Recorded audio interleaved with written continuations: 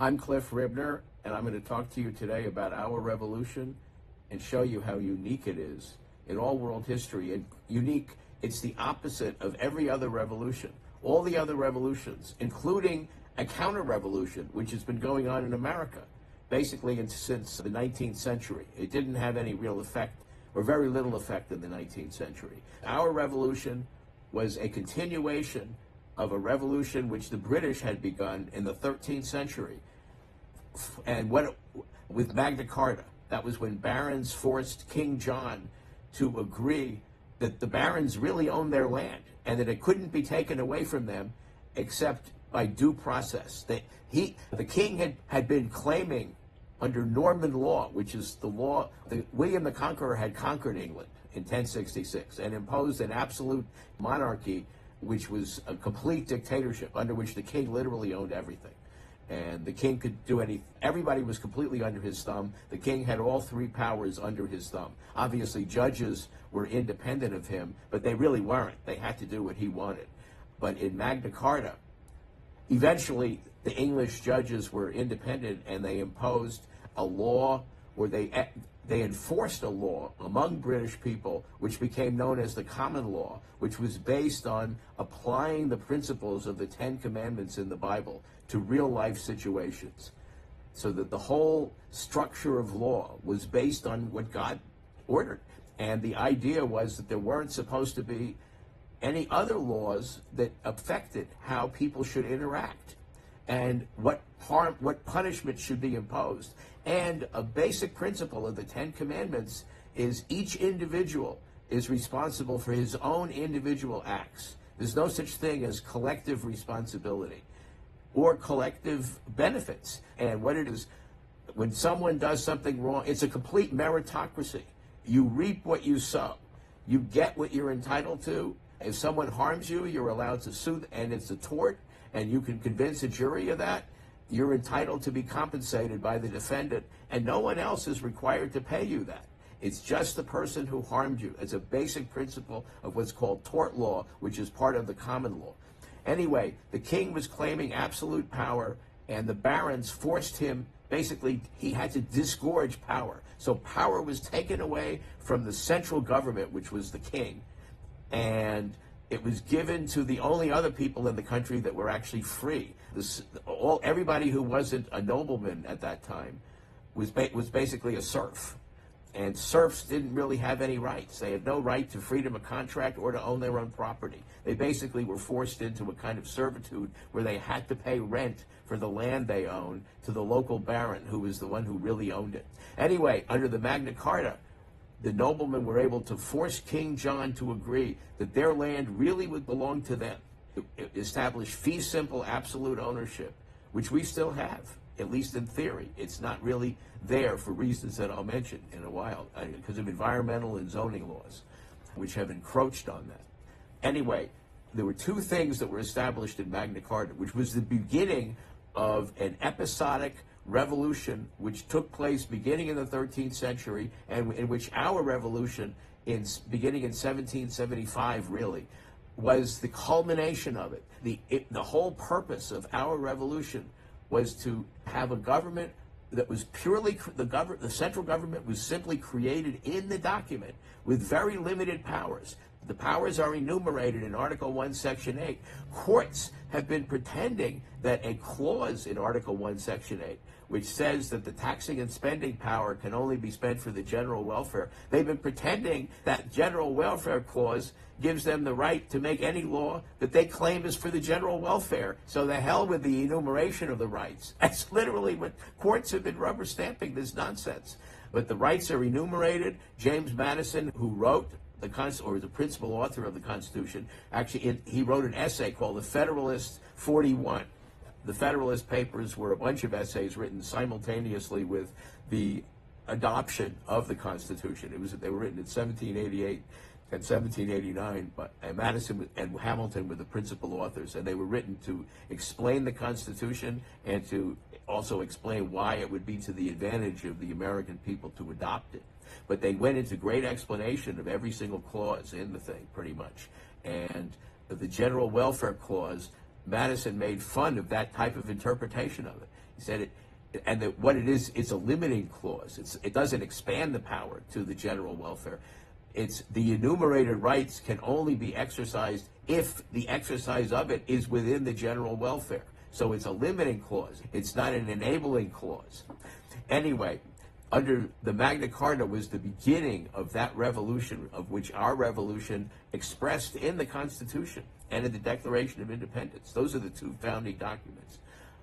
And our revolution was the culmination of that. But in the beginning, what it was is it was extracting power from the central government, and power is always a zero-sum proposition. To the extent the central government has it, the people don't. And at the time of Magna Carta, the only people who were really citizens were the noblemen. The serfs really were not what we would call citizens. They were serfs. Anyway, eventually serfdom disappeared in England, and in the 17th century, there were two additional episodes of the revolution. There was the Civil War, which began in 1640, and during that, they took off the head of the king. And what that was about was primarily preventing the king from doing things like having what's called courts of Star Chamber. These are courts where he decides what the law is on the spot. And he picks the defendant. Basically, they were a way to get rid of anybody he didn't want. That's what, as a practical matter, that was. That's what it was. But they pretended that it was being done under the law. And anyway, they are virtually identical in many ways to these administrative agencies that we have now. So getting rid of Star Chamber, forcing the king to agree not to have a standing army, forcing the king to do all sorts of things. And they wouldn't let the next heir to the throne. After executing Charles I, there was no king for 20 years. There was a law protector. But they wouldn't let Charles II on the throne until he made agreements about limiting his own power. And another one was the king was claiming the right to simply make laws so that he could criminalize anything he wanted. And then he claimed simultaneously the power, it was called the power of dispensation, under which he would refrain from enforcing all these multitudes of laws for his buddies. And this is that's why we have in our Constitution, the king had to agree not to do that he had to renounce the power of dispensation, and he had to renounce the power to make laws. Only the Parliament could do that, and the king had to agree to them. But the king had to give up the power of making laws and of taxing at all. It could only be done by the Parliament. Anyway, James II started violating that stuff after he was king after Charles. So they had two revolutions to cement the rights of the citizens during the 17th century. And it's very important to know about this because our founders viewed their revolution as building on the final revolution, which was it's called the Glorious Revolution. It was in 1688, 1689. They dumped James II. In some history books, they'll tell you that it was because he was a Catholic. It wasn't because he was a Catholic. Everybody knew he was a Catholic, and that wasn't the problem, although he was being bad to Protestants, which was not permitted. And William and Mary, when they took the throne, they had to sign what was called the English Bill of Rights in 1689. And they had to agree to renounce the power of dispensation again. See, James II had been violating that. He was doing the same thing. He was making laws so that he could go after whoever he wanted. It was the equivalent of Star Chamber. And then not exercising those laws against whoever he didn't want to. So it was the power to refrain from executing the law.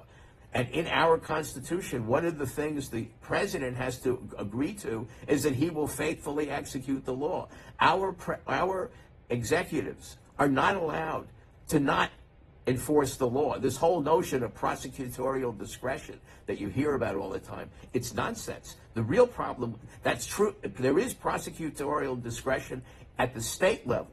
For different reasons. The states are the only ones who are supposed to be policing the citizens. That was what the Constitution was all about. So that under our Constitution, the central government was supposed to be very limited. It wasn't supposed to be in the business of policing the citizens. There weren't supposed to be that many federal laws, and the president is not allowed to exercise prosecutorial discretion. His prosecutors are required to prosecute all the federal laws, but there aren't supposed to be that many of them. That's the whole idea.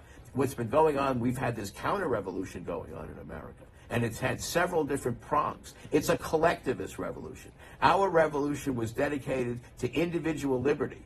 The whole idea, it was expressed in the Declaration of Independence. They were fighting for life, liberty, and the pursuit of happiness.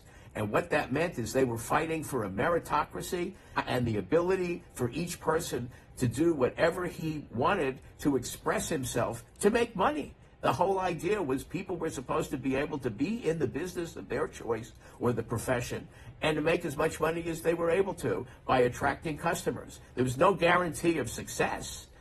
The pursuit of happiness, it doesn't mean that he got there, but he's allowed to pursue it. The use of the word pursue is very important. That's the meritocracy concept. And what's been imposed on us, bit by bit, is a counter-revolution, which is the equivalent of the revolution that's been going on in Europe really since the French Revolution. The French Revolution was a collectivist revolution. It viewed people collectively. And we had one collectivist element in our country from the beginning, which was a leftover. That's what racism is. And the only racism we had was we happened to have this institution of black slavery, which still existed. It was a leftover from the old world, and under which blacks were judged on racist terms. Racism is inherently a collectivist concept because it judges people as a group, as opposed to looking at the merits or demerits of their own actions. It's completely antithetical to what our revolution is all about. But it was there. It was an anomaly. And there was no way to defeat the British if the South, where most of the slaves were. There were slaves in the North. In fact, Benjamin Franklin had a slave. Obviously, he wasn't picking cotton in Philadelphia, but there were different types of slaves, which had always been true with slavery. Not all slaves had the same level of misery in their lives as others. But anyway, slavery based on race was a completely collectivist concept. And the reason it existed was because in Africa, Africa did not have a lot of products to sell to the world. It was very different from India, which had all kinds of products. But in Africa, basically the product they had were slaves, which were used primarily in the Caribbean. 97% of them went to the Caribbean and South America, mostly Brazil. The Portuguese had them. The Spanish really didn't import them as much. But America had 3% of all the blacks that were sold into slavery. But in Africa, it was a whole business where tribes would attack other tribes and then turn the defeated tribe into slaves and sell them to slavers. And so we basically, when people bought slaves, there were all these rights attached to the owner of those slaves that had been begun under African law. And when people in the West bought them, they were continuing that, and that was a product that they were selling. And that was an anomaly because of the very fact of the racism involved. Racism is inherently a collectivist concept. We had an anti-collectivist revolution. So there was no way it was going to stay there. From the very start, they knew they were going to have to abolish it. And we ended up 600,000 or 700,000 Americans died in the Civil War. And by the way, in that war, only about 1% of the soldiers on either side had ever had any slaves. And many of the soldiers, Ulysses Grant, the general of the army, he had a slave before the war. So it wasn't like, anyway, we ended slavery in that terrible bloodbath, and the effects of that war continued to resonate really until very recently. The South remained very poor for a very long time after that war. All the railroads in the South were destroyed during that war, and the North had promised they would restore them because railroads are essential to commerce and to move things around. Without a railroad, all you got is a horse and buggy until trucks came along, and that wasn't until the 20th century.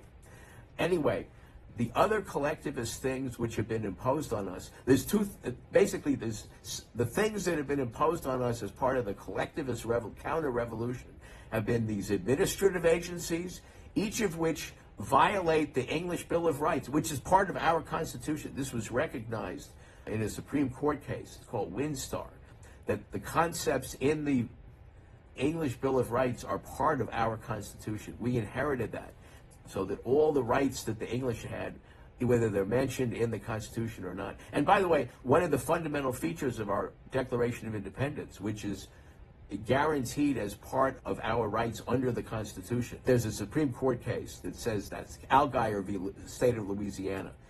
It's a 19th century case. The Supreme Court said that all of the life, liberty, and the pursuit of happiness are part of the rights that our Constitution guarantees for every individual. But our revolution was all about individualism. The counter-revolution is all about collectivism. And part of that has been getting imposed. Things like public schools. Public schools, by the way, are one of the 10 things that Karl Marx demanded be done. And the whole idea was to have students indoctrinated and prepared to become workers, in his language, but basically taught how to become slaves, really. Servile people who would work in the factories and to be indoctrinated in communism is one of the 10 things that Karl Marx wanted. Our public schools were not like that until the teachers union actually began doing that and imposing that. Beginning in the 1970s, there really was no teachers union until 1965 as a practical matter. And it had its largest membership in 1975. There was a law passed in 1965 requiring it. That's part of the counter-revolution. Another big part of it has been these administrative agencies creating things based on, they've been doing it on several bases. One is for consumer protection. That was the first one. The FDA was created based on that. There was a fraudulent book by a communist named Upton Sinclair claiming that the meatpacking business was just out there and he, as a communist, he said all businesses are like this, but especially the meatpacking business was there just to poison and corrupt and harm its customers and to extract and take advantage of all its employees. That's what communists believe, that all businessmen are thieves, just stealing from their customers. It's as if they don't have anything to provide. And in fact, everything that we want comes from business people selling it to us. That's where we get all the services and products that we desire. And it's in the market. And the people become rich because they're offering a good or service because it's what people want. That's the real reason people become rich, not because they're stealing it. They're not getting rich by stealing money from the poor. Anyway, because you can't. It wouldn't even work. They don't have anything. How can you steal from them? There have been several pretexts for setting up these agencies. That was really the first one. Another one is to protect America from the corruption of business. And that's why the FBI was actually created by Theodore Roosevelt. He was the first communist president. And he was explicit about agreeing with Karl Marx about everything, including his contemptuous view of people. Teddy Roosevelt was a big snob. He never had a job where he actually worked and had to make the money. He inherited a lot of money, and he looked down on people who actually made money themselves. So he looked down on everyone who did the great things in America of creating these incredible businesses that made us the richest country in the world in no time at all. And that was the intention was when the country was founded, for us to be rich and safe. And our safety would depend on our wealth, because the wealthier we are, the more powerful the military we could ultimately support. We didn't want to have a standing army, and when travel was more difficult, there were oceans separating us from everybody else back when we were first founded. But even then, we were worried about England invading, France invading from Canada. Also, we were concerned about Europe. So we wanted to be safe when we needed to be safe. Anyway, the consumer safety has been one of the pretexts. Another one, a more recent one, has been the environment. Oh, and worker safety. That's so that they impose all these obligations on businesses, and they've also been claiming that they've been doing it to benefit the little guy. That's what all the things like the Labor Department. The reality is unions do not help their employees. What they do is they keep, and the unions used to be very racist. They've always been run by communists. But like in the 1930s, if you weren't in a union, it was very hard to get a job if you didn't own your own business. And it was very hard to open a business because there were all these impositions on you by the federal government. It made it that's why unemployment remained so high throughout the whole Depression, because they kept passing these laws that were crushing the businesses, making it impossible to run a business, and taking all the power of the business away from the business owners to run their own business. They had to go to these agencies, and then it permitted labor unions. Those are two of the pretexts. Now, this consumer safety, I want to give you an example of how bad it is. It was in 1960, a guy named Ralph Nader, who I'm sure you've heard of, He ran for president several times later. He never won, but he was a very influential guy in terms of getting the government to do things. He wrote this book that was a total lie about this car that Chevrolet used to make. I had one. They were terrific. It was called the Corvair. They made it for a number of years, but he wrote a book called Unsafe at Any Speed, claiming that this car should never be sold. It was basically a guaranteed death sentence for anyone who bought it. It was just nuts. But it was a very popular book. And Chevrolet eventually had to discontinue the Corvair. The Corvair was like a poor man's Porsche. It had an engine in the rear, and, it was cheaper. It was a very cheap car, and it looked like a sports car. It had these beautiful leather interiors. I mean, it was really a nice car. And he wrote this nasty book about it, and that became part. There's also been an assault on automobiles by the collectivists, because they hate automobiles. They hate the whole idea that it gives individuals independence to go wherever they want. They want people using public transportation where they get bussed around or trained around, and they don't get to pick where they want to go. They don't want people to be independent. So there's been all these attacks on the car, and the consumer safety one has been a big one. And what they've done is they've created these federal agencies where they control every detail of the design of the car. And cars now are literally double the price that they were. And I'm talking about the average car. At the low end and the high end, there's always been cars. But the average car that most people buy in 1965, for example, was half the price of what it is today. And that's because there's all this stuff that they've been required to put on the car. And they've been claiming that they're doing stuff to save lives in cars. Things like airbags, seatbelts. The reality is the same number of people die in car accidents every year now. They used to die in it. They haven't saved any lives. And in fact, they've made the car more dangerous, because simultaneous with all these consumer agencies dictating what the car manufacturers have to do in their car, and including every step of the manufacturing of the car, is they've had these gas mileage rules, which started in Jimmy Carter. They're called the CAFE rules. They are nuts.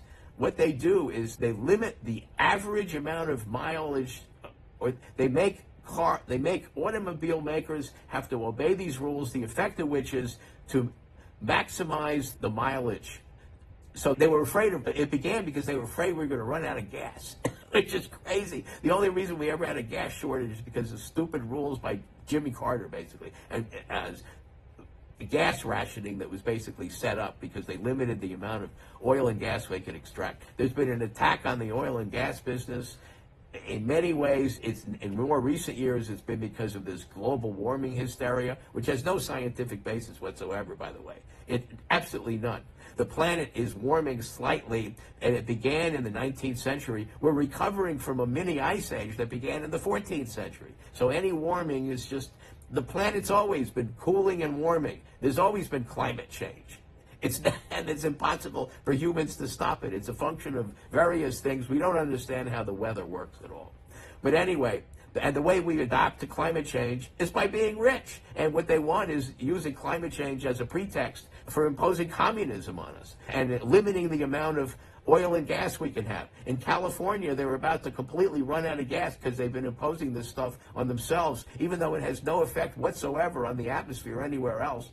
And in fact, it makes it more likely they have all these forest fires because of their environmental rules, which spew carbon dioxide into the air. More carbon dioxide goes in from those things than they save from all of their crazy measures. And they're paying 4 times as much for electricity as anywhere else in America. And Germany, which has done it even more, is paying twice as much as California and is destroying all its own businesses.